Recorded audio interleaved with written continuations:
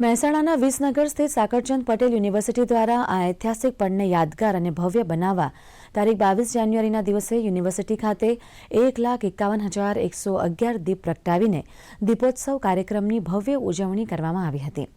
5,000થી વધુ વિદ્યાર્થીઓ અને સ્ટાફ દ્વારા પ્રકાશિત કરવામાં આવેલ દીવડાઓથી સમગ્ર યુનિવર્સિટી કેમ્પસમાં ઉર્જામય થયું હતું। તેમજ યુનિવર્સિટીના ઓપન એર થિયેટર ખાતે દીવડાઓથી પ્રભુ શ્રી રામ અને સીતાજીની પ્રતિકૃતિ બનાવવામાં આવી હતી, જેની ઝળહળતી રોશનીમાં શ્રી સીતારામના દર્શન થયા હતા, જેનું વિશેષ આકર્ષણ રહ્યું હતું।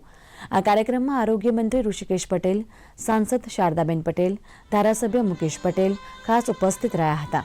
આ કાર્યક્રમ નિમિત્તે દાનવીર મનોહરભાઈ તેમજ રેવાબેન પટેલ દ્વારા 1,51,000નું દાન આપવામાં આવ્યું હતું। કે પટેલ યુનિવર્સિટીમાં 1,51,000 દીવડાઓ પ્રગટાવી અને ભગવાન રામ પ્રત્યે પોતાની શ્રદ્ધા નિષ્ઠા વિસનગર વાસીઓએ બતાવી છે અને સમગ્ર લોકોની હાજરીમાં ખૂબ મોટો કાર્યક્રમ પ્રભુ રામ પ્રત્યેની શ્રદ્ધા બતાવવા માટેનો આજનો યોજાયો છે। ભગવાન રામની મૂર્તિ સ્થપાઈ, પરંતુ સામાજિક સમરસતા સાથે સમગ્ર દેશની અંદર અને વિસનગરમાં આ ઉત્સવ ઉજવાઈ રહ્યો છે, ત્યારે ખૂબ ખૂબ અભિનંદન।